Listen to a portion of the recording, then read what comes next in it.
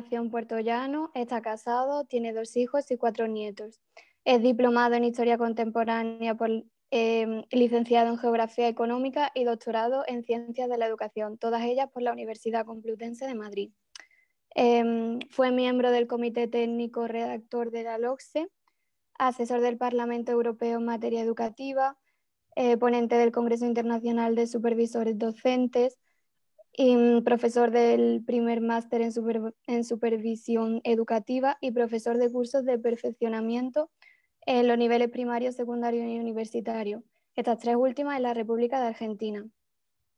También fue profesor en el extranjero en la Universidad de Brigham Young, asistente del director del área de Europa del SEI, director del SEI de España, Portugal y Cabo Verde, y coordinador del SEI para el distrito de Baleares y las estacas de Valencia, Elche, Cartagena y Granada.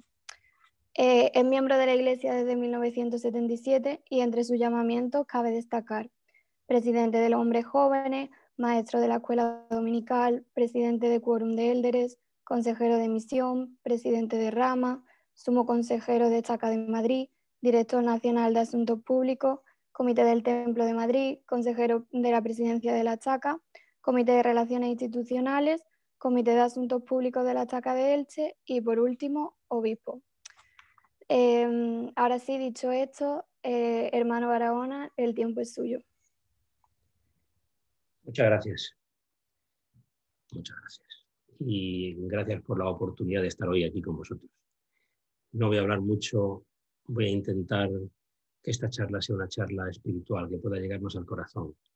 Y ni más ni menos que empezamos con esto.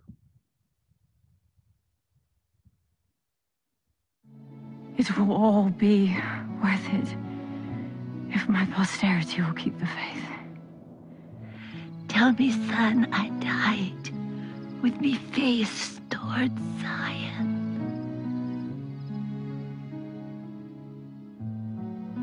I watched men dig graves for their brethren, and before the day was finished, lie themselves in the very grave they had dug.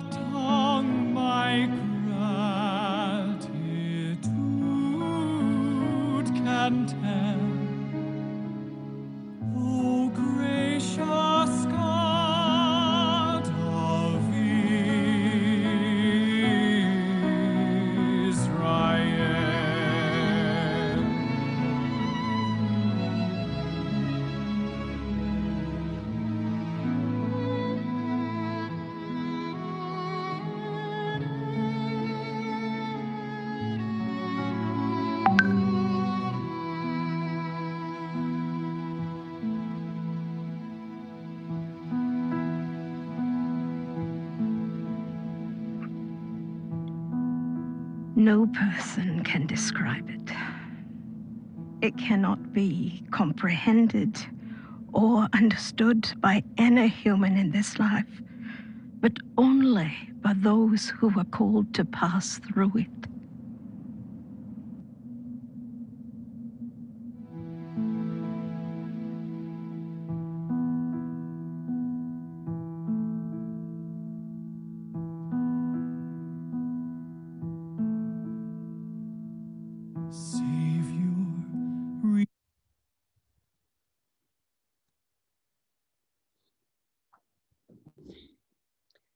Una de las cosas que más me impresionaron cuando conocí la Iglesia fue ver qué fue lo que movió o lo que motivó a que estos personas que especialmente vivían en Europa emigraran a los Estados Unidos en unas condiciones terribles. ¿Qué fue lo que hizo que dejaran todo atrás y fueran capaces de ir a un lugar que desconocían, buscando a un hombre que no habían visto nunca y que solo habían oído hablar de él, a unos supuestos misioneros que habían ido a Europa a predicarles una nueva creencia, una nueva religión?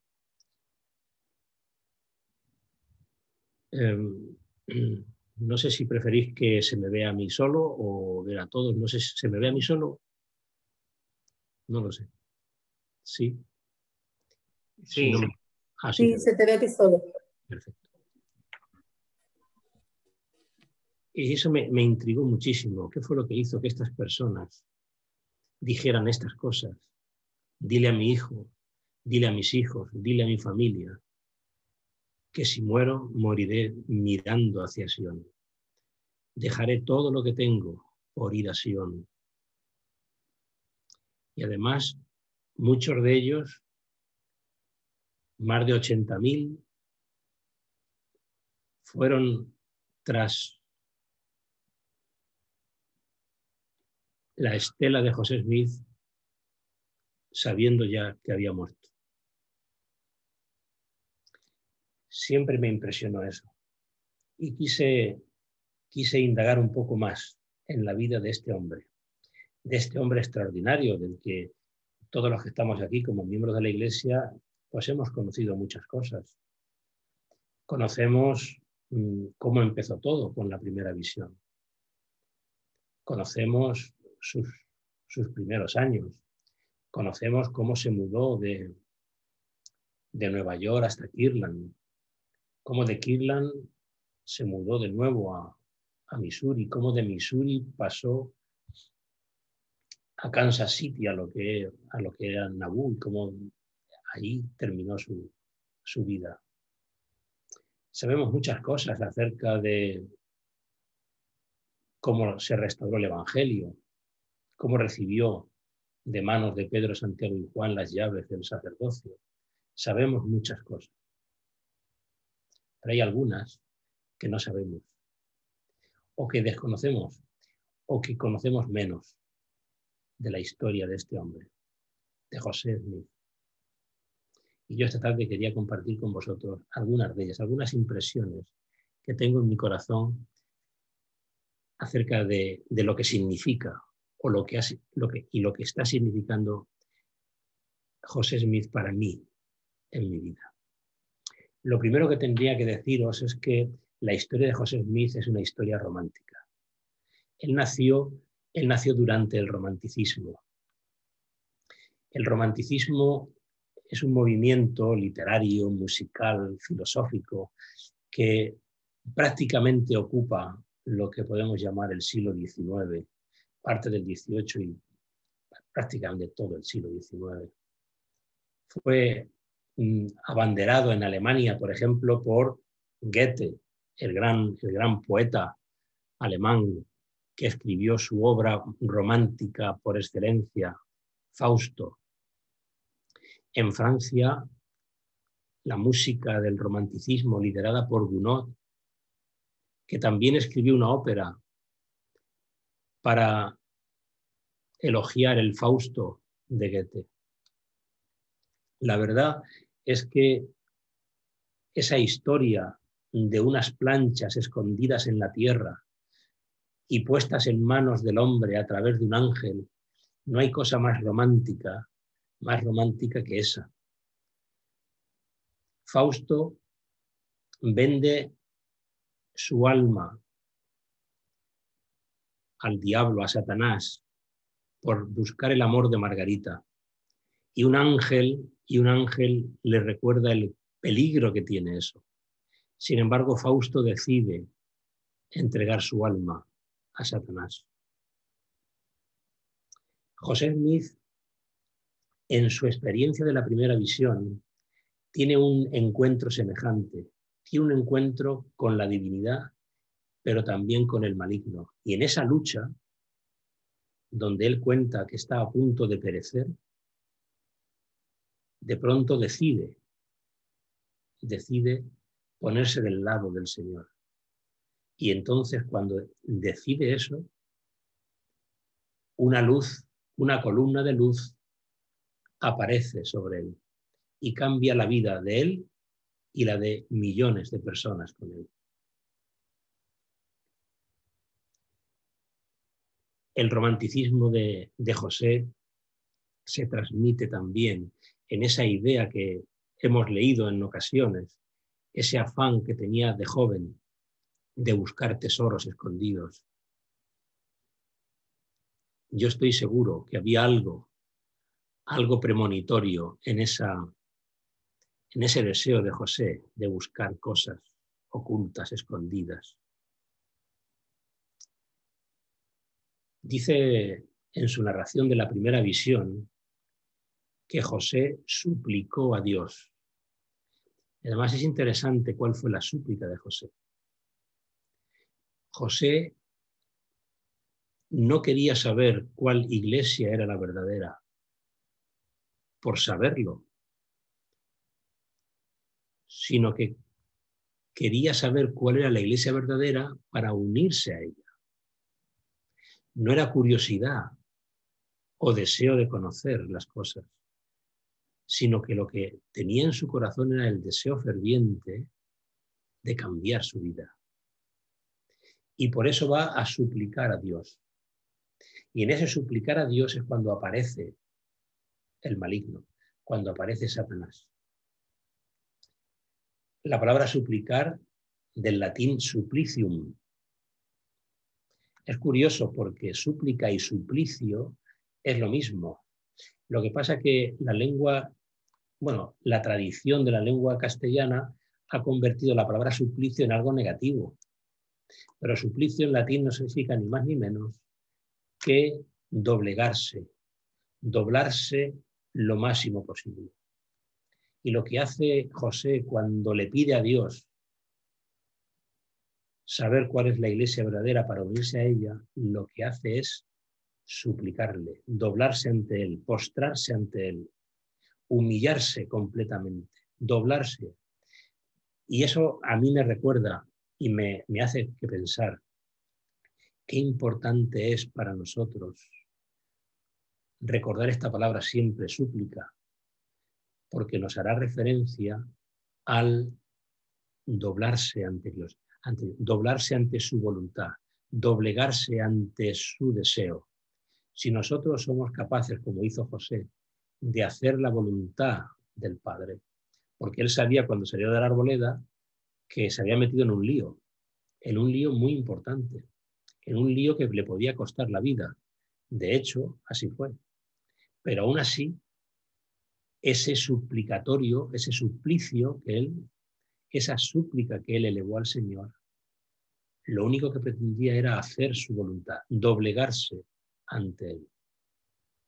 Así es que de ahora en adelante, cuando escuchéis la palabra suplicio, no pongáis gesto negativo, sino decir, mira, qué interesante. Porque también el hermano de Jared, como habéis estudiado hoy seguramente en Ven y Sígueme, él continuamente suplicaba. Y además se lo decía a su hermano, Jared le decía al hermano de Jared, oye, ve y suplica, suplica. Y el Señor fue capaz de conceder tantas y tantas cosas al hermano de Jared que le permitió ver el dedo primero y después al Señor completamente, tal y como José Smith lo hizo. Tanto uno como otro vieron a Dios porque se doblegaron a su voluntad, no por otra cosa. Así es que la época de José fue una época extraordinaria. Fue un momento en la historia de la humanidad en que aparecieron una serie de acontecimientos que fueron fundamentales para preparar el camino y que estos pudieran conocer el Evangelio y pudieran emigrar a Sion. Si no, no sé qué habría ocurrido. Esos acontecimientos fundamentalmente en los Estados Unidos se llaman como los grandes despertares. El primer despertar con el Mayflower y el segundo despertar en la época de José. donde el ambiente religioso permitió favorecer la expansión, el conocimiento de la restauración del Evangelio. Este hombre siempre a mí me impresionó tanto que hasta muchos años después de muerto, hace unos años, el Time, la revista Time Magazine, lo puso en la portada. Es decir, cómo la influencia de este hombre aparentemente campesino, pero no analfabeto, es otra de las cosas que a veces relacionamos con José Smith, que era una persona sin instrucción. Lejos de la realidad es eso. Es decir, José Smith no era una persona, no era un erudito universitario, pero no era un analfabeto. Él conocía en esa época, 1805 que nace, principios del siglo XIX, él sabe leer, escribir perfectamente, conoce las reglas de la aritmética, de la astronomía, y él conoce muchas cosas. Su padre, de hecho, en invierno era maestro. Cuando no había trabajo en el campo, se dedicaba a dar clase. Y además, una vez que se casó, sabéis que José buscó personas que le enseñaran. Oliverio Cowdery fue uno de ellos. Así que en los años en que vivió, se convirtió en un gran conocedor de muchísimas cosas. Tuvo maestros de hebreo, de griego, de alemán, de latín, de matemáticas. Y vemos un personaje completamente inmerso en lo que podríamos llamar las ciencias y las artes de la época. Dice Harold Bloom en 1992 en su libro La religión americana, dice esto, a ver si yo soy capaz de leerlo, dice: su mirada es más profunda y llega a las raíces del alma. Es como los ojos escrutadores de los ángeles. Capta el pensamiento veloz de Dios y nos lo revela. Harold Bloom, que es un escritor de muchísimo prestigio, judío, va a escribir este libro, La religión americana, que os recomiendo que leáis si en algún momento tenéis ganas de leer un poquito acerca de la Iglesia. Y él efectivamente entendía bastante lo que significó José Smith en la religión de los Estados Unidos en esa época. Él dice así, dice Bloom, Harold Bloom no tenía acceso a los rituales de los templos de los santos de los últimos días. Si lo hubiera tenido, tal vez habría entendido con mayor profundidad su propia observación de que la gran afinidad entre el judaísmo y el mormonismo del siglo XIX es que cada uno es el fenómeno, no de un pueblo que se convierte en religión, sino de una religión que se convierte en un pueblo. Es interesante porque José Smith es el primero de los santos de los últimos días. Es decir, él va a convertir la religión de la Iglesia de Jesucristo de los santos de los últimos días en un movimiento popular, en un movimiento de un pueblo que se va a convertir en un pueblo, ¿cómo se diría?, peculiar, en un pueblo diferente a todo lo que había hasta entonces. La gran escritora americana Willa Carter, en su libro Mi Antonia, que es un título muy interesante, no tenía yo ni idea que se llamara así, Mi Antonia dice esto, dice algo muy interesante, que todavía hoy en el suroeste de los Estados Unidos se comenta y se habla, ¿no? Lo que llaman el camino de los mormones. Dice en un párrafo del libro, Mi Antonia, de Willa Carter, dice: Fuchs me dijo que los girasoles fueron introducidos en esta parte del país por los mormones, que en el momento de la persecución, cuando salieron de Missouri y se marcharon al desierto para encontrar un lugar donde pudieran adorar a Dios, los miembros del primer grupo de exploración, cruzando las llanuras hacia Utah, esparcieron semillas de girasol a medida que avanzaban. El siguiente verano, cuando llegaron a las largas filas de carromatos con todas las mujeres y los niños, tenían un sendero de girasol que seguir. Es curioso porque en la historia de la Iglesia se habla de que el primer grupo de carromatos plantaban semillas, plantaban frutos para cuando vinieran los demás y seguían avanzando.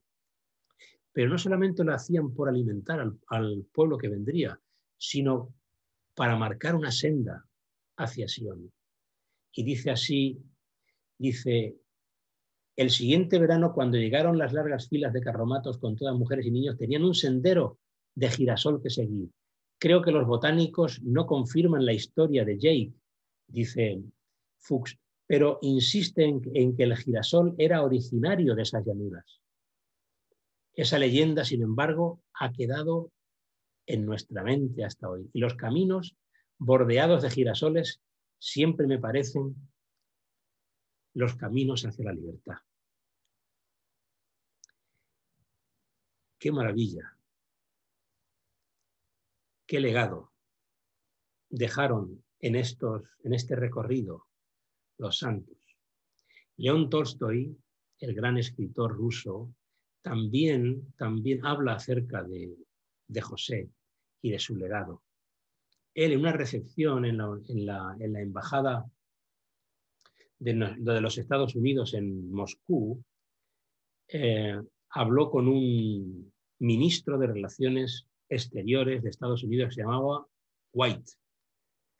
Creo que esto lo habéis oído en más de una ocasión, pero Tolstoy le pregunta al ministro si le podía hablar un poco más acerca de la religión americana, a lo que White le dijo: mire usted, nosotros en Norteamérica no tenemos una religión. La gente es libre de creer en lo que quiera. Y Tolstoy insistió: no le hablo de eso, ya sé que allí cada uno cree en lo que quiere, pero quiero que me hable de la religión que es propia de América. El doctor White de nuevo insistió y dijo: no, mire usted, que allí no tenemos ninguna religión. Así es que dice la iglesia a la que me refiero, dice Tolstoy, se originó en Estados Unidos y se conoce comúnmente como la Iglesia Mormona. ¿Qué me puede decir de las enseñanzas de esta iglesia? El ministro dijo: sé muy poco acerca de ellos. Tienen una mala reputación y son muy supersticiosos. Tolstoy entonces se encaró con el ministro y le dijo: estoy sorprendido y decepcionado de que un hombre de su saber y de su posición resulte ignorante sobre este importante tema. Los principios de esta iglesia enseñan a la gente no solo de los cielos y sus glorias, sino cómo vivir de manera que sus relaciones sociales y económicas entre sí se establezcan sobre una base sólida. Si las personas siguen las enseñanzas de esta iglesia, nada puede detener su progreso y será ilimitado. Si el mormonismo es capaz de soportar sin modificar hasta la tercera y cuarta generación, está destinado a convertirse en el mayor poder que el mundo haya conocido. Cuando el ministro de Asuntos Exteriores volvió a Estados Unidos, enseguida pues fue a la universidad en la zona donde vivía, la Universidad de Cornell, una universidad muy antigua y muy famosa en los Estados Unidos, y se quiso informar rápidamente de la iglesia. Allí le dijeron que no tenían nada. Así es que la Universidad de Cornell fue de las primeras universidades en los Estados Unidos donde tuvo un compendio completo de todos los libros que hablaban, incluido el libro de Mormón, acerca de la iglesia. Sabemos que otros muchos han hablado bien del profeta José Smith, de lo que significó el nacimiento de la iglesia, y también otros que han hablado mal también. Eso también está previsto y predicho en las Escrituras. Sin embargo, yo quería hoy destacar lo que algunos autores y escritores famosos e importantes en la historia han hablado de José. ¿Por qué? Porque realmente hay algo que él mismo dijo que deberíamos todos recordar.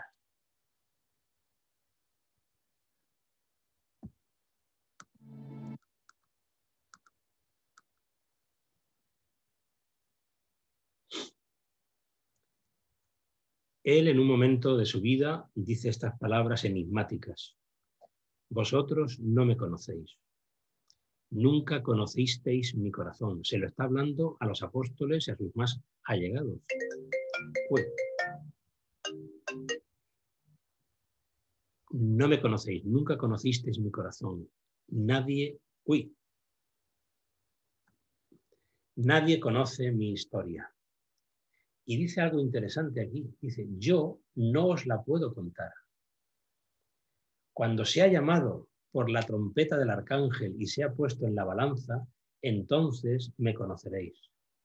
No tengo nada más que decir. Que Dios os bendiga a todos. Amén.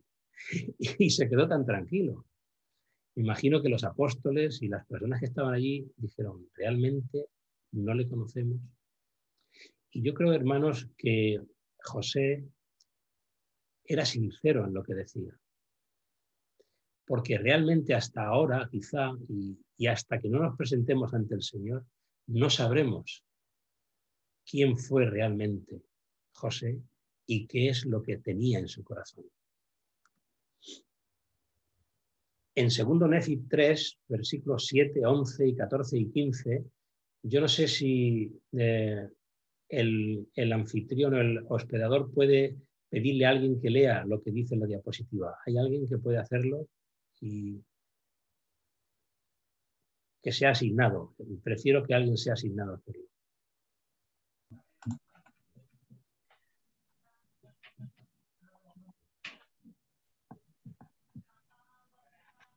No sé si se ve la diapositiva. ¿Se ve bien? Sí, se ve bien.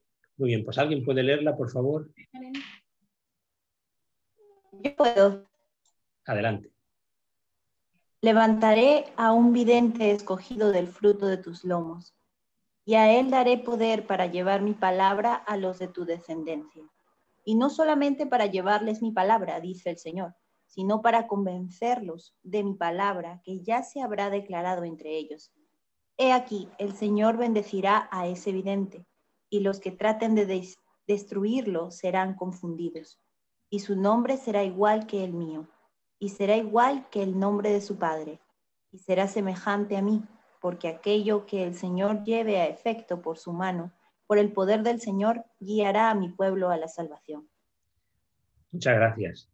Qué interesante el ver cómo estaba profetizado que alguien sacaría a luz todas estas cosas. Pero me impresiona la última frase, cuando dice, porque aquello que el Señor lleve a efecto por su mano, por la mano del vidente, del profeta, por el poder del Señor, guiará a mi pueblo a la salvación. Y ya podemos conocer un poco más ese papel desconocido de José. José es un salvador, es un sanador. Es alguien que va a venir a la tierra y que va a curar nuestras almas. Porque nos va a dirigir en el camino de volver a la presencia de Dios. Fijaos en esta escritura que viene a continuación y que me gustaría que María Luisa lo leyera. Doctrina y Convenio 131, versículo 3, y si Manolo puede ir asignando a otras personas para que vayan leyendo después, sería estupendo. María Luisa, tú que te estoy viendo ahí, ¿tú podrías leer lo que dice? Sí, José Smith, el profeta y vidente del Señor, ha hecho más por la salvación del hombre en este mundo que cualquier otro que ha vivido en él. Muchas gracias, María Luisa. Qué interesante. Esta parece una proclamación un tanto, pues no sé, como aquella en la que decimos el libro de Mormón es el libro más correcto de todos los libros escritos sobre la faz de la tierra. También parece un tanto petulante por nuestra parte decir esto. Igual que aquí, decir que el profeta José Smith ha hecho más por la salvación del hombre que cualquier otro que haya vivido en él, exceptuando el Señor Jesucristo. Así que el papel de José es un papel esencial y fundamental. Yo sé que hay muchos en la iglesia y muchos de nosotros que tenemos nuestros profetas favoritos, que unos nos gustan más que otros. Es verdad. Pero nunca debemos poner en el mismo cesto a José que al resto. Porque José Smith va a ser el que va a abrir esa senda de los convenios que habla el presidente Nelson. Y él, el profeta José Smith, ha hecho más por la salvación del género humano más que ningún otro hombre, excepto que el Señor Jesucristo.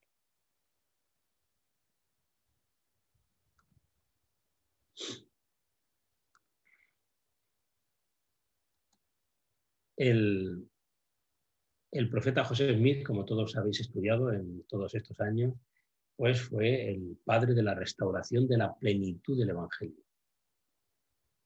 Y eso se cumplió cuando el Libro de Mormón salió a la luz. Porque el Libro de Mormón contiene la plenitud del Evangelio y es el libro más correcto de todos los libros sobre la faz de la tierra. Y algún lingüista podría decirme, ¿pero cómo dices eso, Carlos? El Libro de Mormón contiene muchos errores, o algunos errores gramaticales. ¿Cómo dice que es el más correcto? Y entonces sale la vena de Carlos, la vena lingüística de Carlos, y dice, es que corrector es el más correcto, significa que corrige. El Libro de Mormón no es el libro mejor escrito sobre la faz de la tierra. Hay libros mejor escritos que el Libro de Mormón, seguro. Incluso es posible que si hiciéramos ahora una encuesta, cada uno de vosotros tendría su libro favorito. Pero es el libro más correcto porque corrige. Y gracias al Libro de Mormón, que corrige muchos errores que estaban en la sociedad, en la humanidad, gracias a eso, con el Libro de Mormón nos convertimos en lo que el mismo libro indica, que con este libro está la plenitud del Evangelio, porque abrió la puerta a la restauración completa del Evangelio. El Libro de Mormón no solamente es un libro, sino que además es una puerta que abre al resto de las cosas que pasaron después y que aún han de pasar. Segundo, importante que conocéis también, el recogimiento de Israel comenzó el 21 de septiembre de 1823. En esa ocasión, el ángel Moroni, ¿os acordáis?, se aparece a José Smith 3 veces y le dice el mismo versículo 3 veces. Y años después, José Smith dice, ya sé por qué me lo dijo, ya sé por qué, pero muchos años estando en Nabú, José Smith se da cuenta cuando en el templo de Kirtland se le aparece Elías y le da las llaves del sellamiento. Y dice, ahora ya entiendo por qué Moroni me repitió 3 veces la misma escritura. Devolver el corazón de los padres a los hijos y de los hijos a los padres. Porque el 21 de septiembre de 1823 Moroni le trajo a José Smith el mandamiento del recogimiento de Israel, de los pasados, de los presentes y de los futuros. ¿Por qué? Porque el objetivo fundamental de la restauración del Evangelio que José Smith aceptó llevar a cabo era preparar al pueblo de Dios para estar listo y entrar en la presencia del Señor. Y en tercer lugar, como sabéis, la obra de salvación que se desarrolla hoy en los templos es en sí un monumento al nombre del profeta José Smith. Millones de personas han aceptado su misión salvadora y sanadora. Y gracias a eso, nunca deberíamos olvidarlo. Dice, esto no debemos olvidarlo jamás. Este es el tiempo para nosotros, mientras todavía quede tiempo para prepararnos y comparecer ante Dios. Y ahí el protagonista fundamental de todo esto se llamó José Smith. Sin embargo, como hemos visto desde el principio en esa historia romántica de la lucha entre Satanás, entre el diablo y la luz de la divinidad, sin embargo, desde luego había un plan para que todo esto no se llevara a cabo. Y Satanás seguía pensando, como con Abel, como con José, como con Jesucristo, que matando al profeta, matando al escogido, al elegido, se acababa con esto. Y estaba muy equivocado. El profeta José Smith escribe en su diario algunas cosas que yo creo que son importantes de recordar. Perdonadme porque me he ido demasiado arriba. Uy.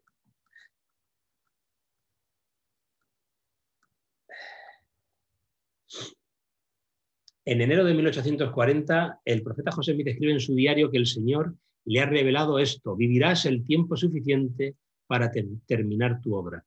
Vivirás lo suficiente para poner en pie toda la obra que Dios te ha dado a realizar. Porque ya había rumores, sospechas, ruidos de sables cerca de José. Ya había muchas personas, ¿pero por qué se mueve esto? Había muchas personas interesadas en acabar con él. ¿Y cuál era la obra que él tenía que terminar? Le hemos hablado de ella, pero había algunas obras que hemos hablado menos de ellas y me gustaría compartirlas con vosotros. Una de las obras que él tenía que terminar y una de las cosas que él aprendió durante su vida fue convertirse en uno de los urbanistas más importantes de la historia. Y eso lo digo yo, que he estudiado geografía urbana. Y os lo digo de verdad, de corazón. José Smith se convirtió en un urbanista y en un arquitecto. Uy, ¿alguien me está tocando las diapositivas o soy yo mismo el que lo hace? Bueno, este es el plano de la ciudad de Nabú. No sé si alguien lo ha acercado o lo ha alejado. Si lo puede alejar un poquito quien haya sido, pues que lo haga. Yo se lo agradezco. Aquí aparecen dos... Uy. No sé cómo se puede alejar esto un poquito, pero bueno, aquí veis aquí donde pone City Council, aquí donde está el ratón, ¿veis el ratón? Muy bien. Aquí estaba el ayuntamiento, estaba la casa del pueblo, estaba el lugar donde se recogía la gente, donde llegaban los peregrinos y ahí se les asignaban las casas, las parcelas, lo que fuera. Ese era el lugar donde José Smith vivía cuando estaba en Nabú, la casa del alcalde, ya que José Smith, como sabéis muy bien, fue alcalde de Nabú. Y si veis en línea recta, aquí pone Temple Block. ¿Lo veis? Temple Block. Bueno, pues el ayuntamiento y la ciudad, y el lugar del templo eran los lugares centrales de la cuadrícula, que es que no sé por qué se ha acercado tanto, de Nabú. Aquí está el río Mississippi. Y quiero deciros algunas cosas que quizá desconozcáis, quizá algunos sí.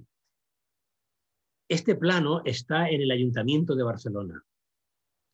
Cuando los santos de los últimos días salieron de Nabú, antes de salir, unos comerciantes de Barcelona vinieron a comprar la ciudad de Nabú. Era un grupo que se llamaban los Icarianos. Cerdà, Martorell, eran dos y el principal de ellos se llamaba Calvet, porque quisieron comprar la ciudad, ya que los santos se marchaban y además la comprarían a muy buen precio, puesto que les habían dado una orden de exterminio, ¿no? Así es que este grupo de catalanes se fijaron en esta ciudad porque ellos eran lo que llamaban una sociedad utópica, que querían construir una sociedad de nueva planta, como era esta. Esta era una ciudad completamente nueva.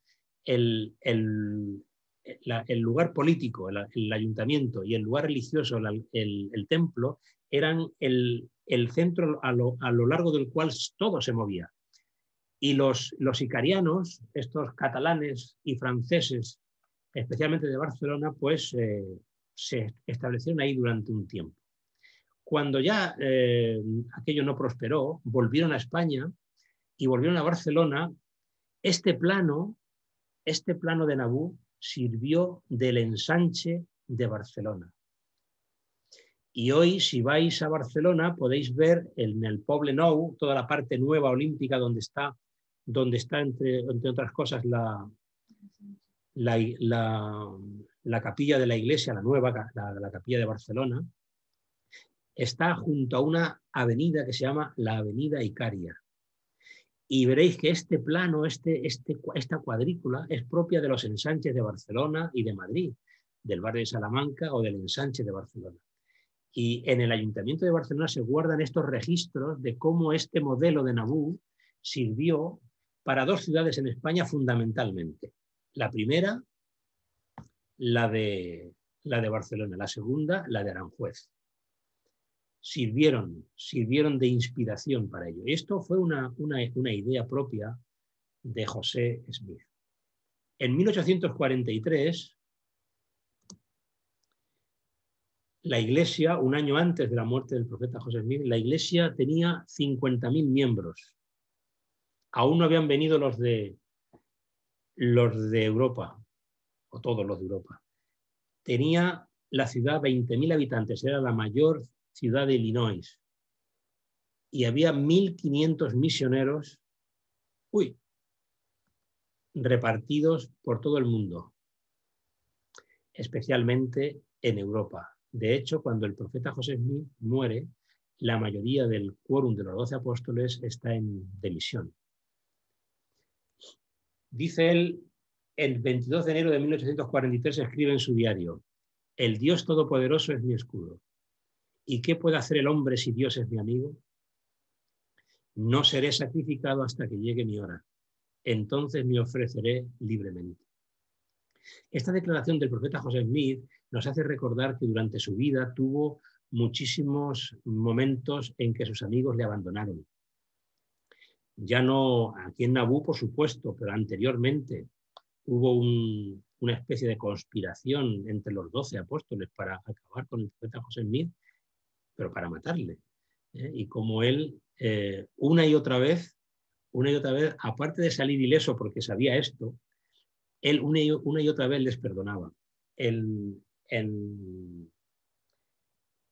Nabu hubo una carta que firmó William W. Phelps acusando a José Smith de traición y de querer conspirar contra el gobierno de los Estados Unidos. Y eso le llevó a la cárcel. Sin embargo, tiempo después, cuando William W. Phelps se arrepintió y le pidió perdón a José, cuando le dijo, ven, que quiero hablar contigo, y William W. Phelps pensaba lo peor, lo recibió con los brazos abiertos y le dijo, mi amigo, William. Y William estuvo junto al profeta mucho tiempo, hasta el final de sus días. Así que José sabía que le perseguían para matarle. Sin embargo, dice, no seré sacrificado hasta que llegue mi hora, y entonces me ofreceré libremente. Una de las cosas que sabemos del profeta José Smith es que era un arquitecto brillante y él trabajó en las obras del templo. Y dice, algo extraño va a llegar. No sé lo que es, pero el Señor me pide apresurarme y daros vuestra investidura antes de que el templo se acabe. Una de las cosas que me imagino que sabéis, y si no ahora lo recordamos, es que las primeras ordenanzas de investidura se llevaron a cabo no en el templo, sino precisamente en la trastienda de William W. Phelps. Ahí se hicieron las primeras ordenanzas de investidura, porque él sabía, dice, algo extraño va a pasar y el Señor me pide que me apresure y daros la investidura antes de que el templo se acabe. Era algo extraordinario saber, y para los santos era extraordinario saber, que José era una persona que era amiga de Dios y que hablaba con él y que le aconsejaba. Y para nosotros debería ser un modelo a seguir.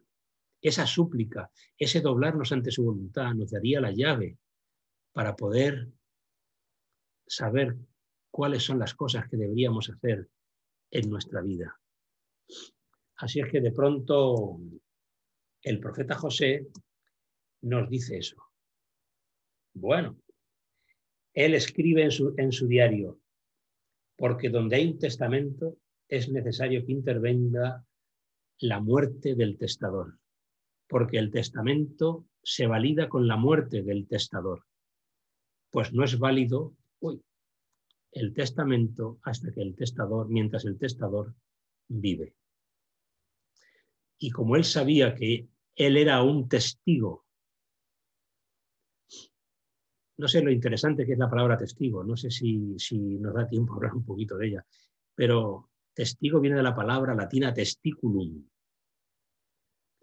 porque el ADN, es decir, lo que testifica, lo que marca, lo que realmente decide quiénes somos, es nuestro ADN.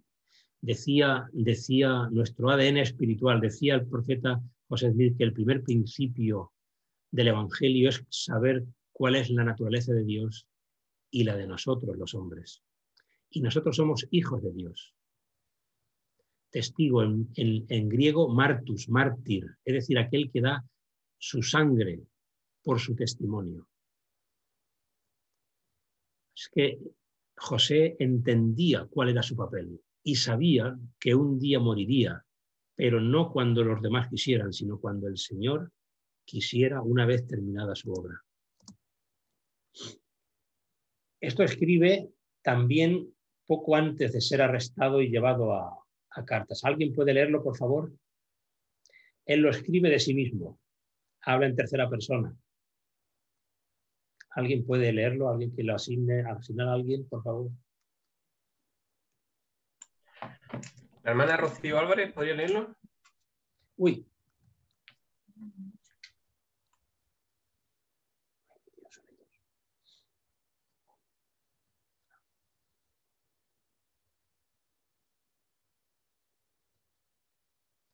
Adelante.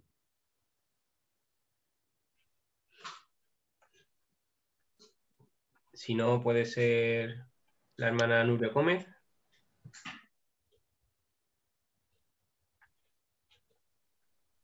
Sí. ¿Me escucháis bien? Sí. Espero que sí. Vale. Pues dice, hay gente que ha creído que el hermano José no podía morir, pero esto es un error. Es verdad que ha habido momentos en que tuve la promesa de que viviría para cumplir con esta o aquella cosa, pero habiendo ahora cumplido con mi tarea, no tengo ningún interés por mi vida. Soy susceptible de morir como cualquier otro hombre. Gracias. Hay muchas personas que pensaban que José Smith nunca moriría, pero él se encarga por sí mismo de aclararlo. Es decir, yo moriré, pero habiendo cumplido con mi tarea. Y eso nos lleva también a pensar cómo cada uno de nosotros debería saber que nuestra tarea, nuestra misión, somos nosotros. Nuestra tarea es más importante que nosotros mismos, porque nosotros mismos somos nuestra misión. Por eso cada asignación que tengamos, cada papel que estemos haciendo como esposos, como padres, como líderes de la iglesia, como maestros, como maestras hermanos ministrantes, debería ser nuestra misión y saber que debemos cumplirla completamente. Porque nosotros, como dice el profeta José, yo no me voy a ir de aquí hasta que mi tarea haya sido cumplida, porque me he doblegado ante el Padre y hago su voluntad, y por tanto estoy en sus manos. Y si estoy en sus manos, ninguna mano enemiga me podrá. Soy susceptible de morir como cualquier hombre, pero una vez que cumpla mi tarea. Poco antes de morir, dijo estas palabras extraordinarias. Voy como cordero al matadero, pero estoy tranquilo como una mañana de verano. Tengo la conciencia libre de cualquier ofensa, a Dios o a los hombres. Si me quitan la vida, moriré inocente, y mi sangre clamará venganza, y se dirá de mí, fue asesinado a sangre fría. Él ya conocía todo lo que iba a ocurrir. Él podría haber huido Se podía haber marchado, pero sabía que su obra estaba, su tarea, su misión estaba a punto de terminar. Poco antes de que ocurriera eso, llamó a Brigham Young y le dijo esto. Lo escribe en su diario también. Ahora si me matan tú, Brigham, tienes todas las llaves y todas las ordenaciones. He puesto entre paréntesis ordenanzas porque es lo que realmente quería decir. Y puedes conferírselos a otros. Y las hordas de Satanás no podrán destruir el reino tan rápido como tú podrás edificarlo.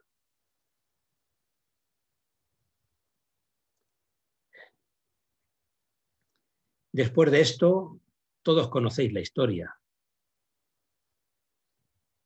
Fue llevado a la cárcel de Carthage y allí, junto con un grupo de amigos, fue encarcelado.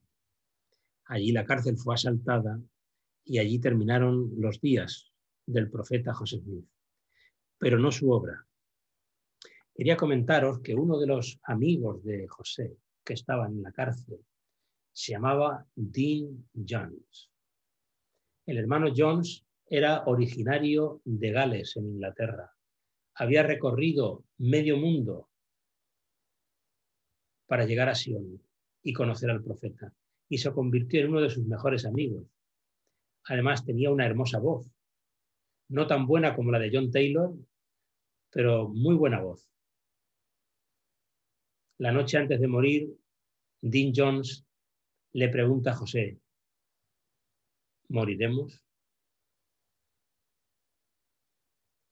Y José le dijo a Dean Jones, tú no. Tú vivirás porque aún no se ha acabado tu obra. Volverás a Gales y allí predicarás el Evangelio restaurado. No una vez, sino varias veces. Tu obra aún no se ha acabado. Y como sabéis algunos, Dean Jones no murió en el asalto a la cárcel de Carthage. Salió con vida y volvió a Gales. Y allí fue un misionero y bautizó y convirtió a miles de galeses. Y en sus misiones que volvió a Gales, convirtió a más de 3.000 personas. Y quizá lo más importante de su misión en Gales fue que formó el primer coro, que luego fue el origen del coro del tabernáculo de la manzana del templo. Esas voces galesas que Dean Jones formó y que convirtió, dio lugar, quizá junto con la Universidad de Brigham Young, al espejo más importante y más grande para el mundo que hoy tiene la Iglesia, el coro de la manzana del templo, el coro del tabernáculo. El profeta José Smith fue profeta hasta el último momento. Poco antes de morir y viendo que se acercaban sus últimos momentos, José le pidió a su buen amigo y futuro profeta de la Iglesia, John Taylor, que le cantara su himno favorito. Y yo quería ahora compartirlo con vosotros.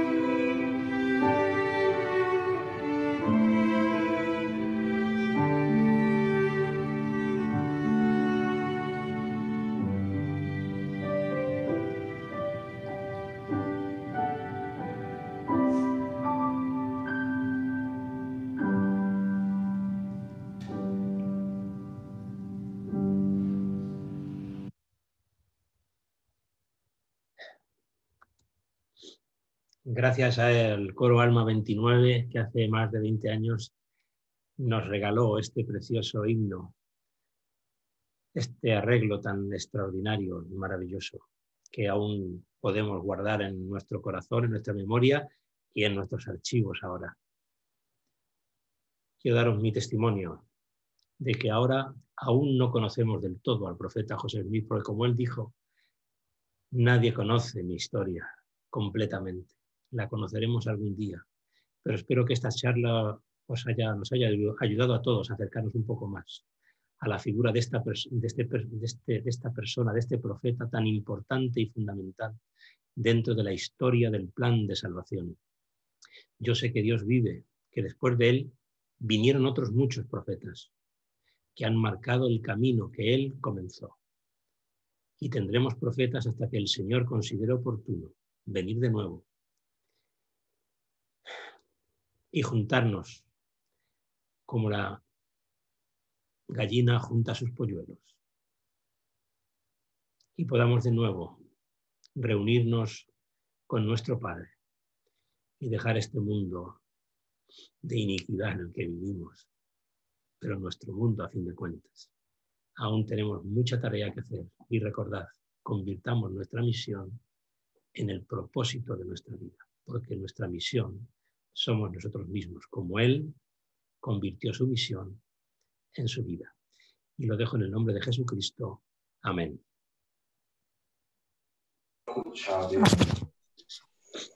Muchas gracias, hermano Barahona, por esta maravillosa charla. Ha sido muy instructiva y se ha podido sentir mucho el espíritu. Ya para terminar, lo vamos a hacer con una oración que nos la va a ofrecer nuestra hermana Alison Mendoza. Perfecto, pues.